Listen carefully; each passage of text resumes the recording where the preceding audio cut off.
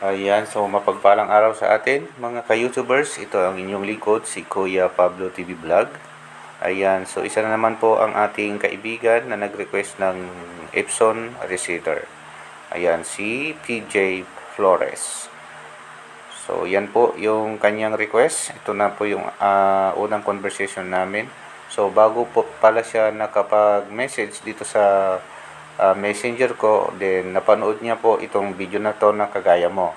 So kung ang hanap mo ay Epson L3210, so nasa tamang channel ka. Huwag ka nang lilipat sa iba.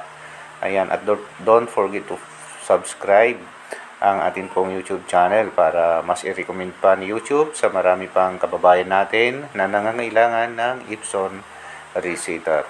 So yan po. Ito yung kanyang request. Then kung ito naman ay nakita mo, ganito yung model mo o iba, so pwede ka rin mag-request sa akin kahit anong Epson receiver, basta application, hindi siya chip receiver. Yan. So basta meron tayo ay nagbibigay po tayo ng libre. Yan, kahit hindi pa tayo sumasahod na dito sa YouTube channel natin at dito sa Facebook natin, ay marami na po tayong napagbigyan at nabigyan ng receiver na ating mga kababayan. Ayan, sa mga nangangailangan. Then, ang request ko sa kanya ay pasend po yung picture na lumalabas kapag nag-print kayo, yung message bakit di po kayo makaprint.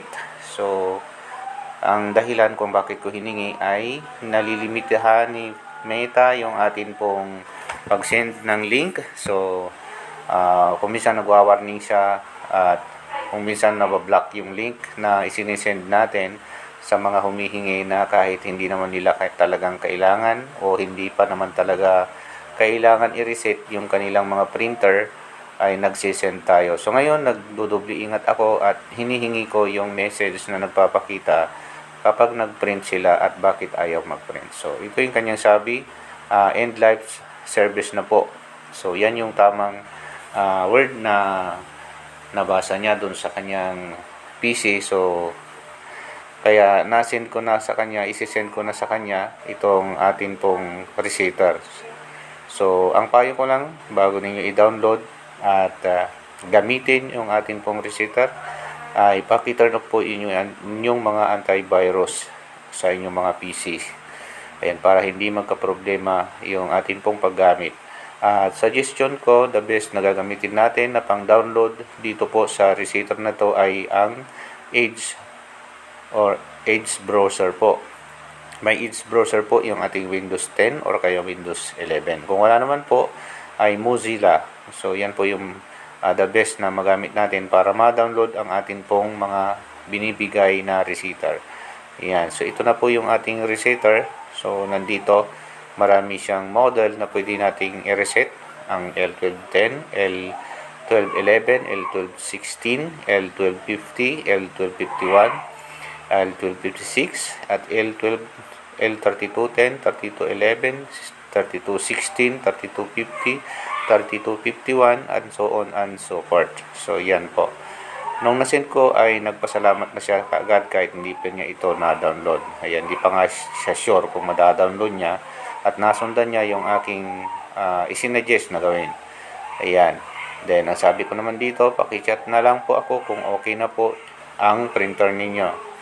Ayan, tinanong niya yung password at yan, ibigay na po natin.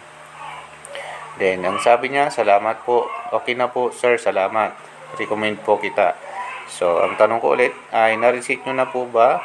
Ayan, opo, sir. Opo, success po, the best po kayo, sabi niya. Then, ang sabi ko naman dito, baka gusto nyo pong mag-donate any amount sa Gcash ko. Ayan. So, yan po ay optional. Kagaya nito, nag-donate siya ng 200 pesos para mayroon na naman po tayong ipang load at ipang bili ng load para doon sa mga next na hihingi na naman ng receiver ay mabigyan po natin na naman. So yan, kung paano natin makuha yung receiver, ayan, i-click lang natin yung link na nasa description sa ibaba dito sa video na to, yung akin pong Facebook page, at i-message po ninyo ako doon. At don't forget to follow our page po. So, kapakanan din po ng aking YouTube channel, Kuya Pablo TV Vlog. Ayan, at higit sa lahat, huwag po natin kalimutan mag-subscribe dito sa aking YouTube channel. At paki-share na din ang aking link na ito. Salamat, God bless, and bye-bye.